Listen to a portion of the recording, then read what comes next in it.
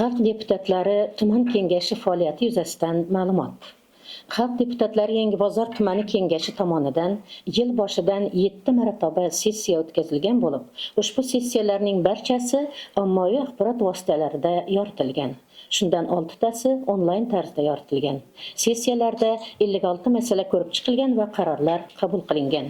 Shundan 13 tasi hisobotlarni eshitish bo'yicha tuman hokimi, hokim o'rinbosarlarining ichki ishlar bo'limi, moliya bo'limi, soliq bo'limi, tibbiyot birlashmasi, yoshlar ishlari agentligi tuman bo'limi va boshqa tashkilotlarning rahbarlari hisobotlari.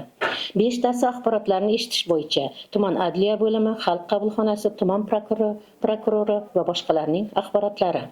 13 tasi muhokama qilish bo'yicha, 5 tasi nazorat tahlil masalalari bo'yicha, 20 tasi vakolat doirasidagi qarorlarni tasdiqlash bo'yicha.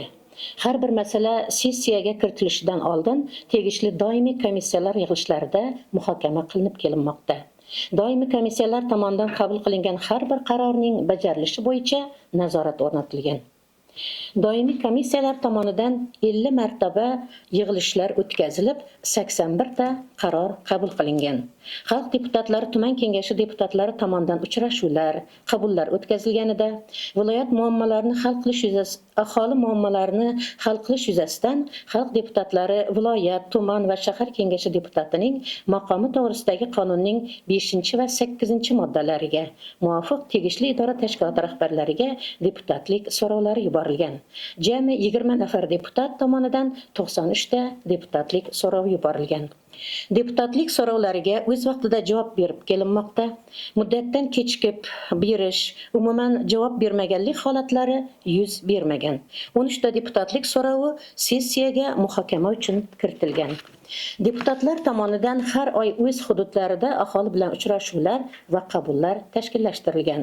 Har chorak yakuni bo'yicha aholi oldida axborot berish grafiklari ishlab chiqilgan va grafik asosida hisobot berilgan. Uchrashuvlarda aniqlangan muammolarni hal qilish choralari ko'rilmoqda. Hududlarni rivojlantirishga qaratilgan loyihalar ijrosini nazorat qilish maqsadida O'zbekiston Respublikasi Prezidenti hujjatlari, Oliy Majlis palatasi va hukumat qarorlarida hududlarni ijtimoiy-iqtisodiy rivojlantirishga qaratilgan dasturlarda belgilangan chora-tadbirlar to'liq xatlovdan o'tkazildi.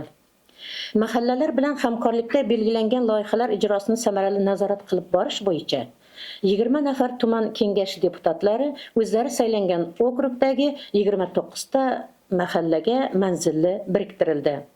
Biriktirilgan tuman kengashi deputatlari tomonidan hududlarni rivojlantirishga qaratilgan dasturlarda belgilangan 136 ta loyiha va obyektlarda amalga oshirilayotgan ishlar nazoratga olindi.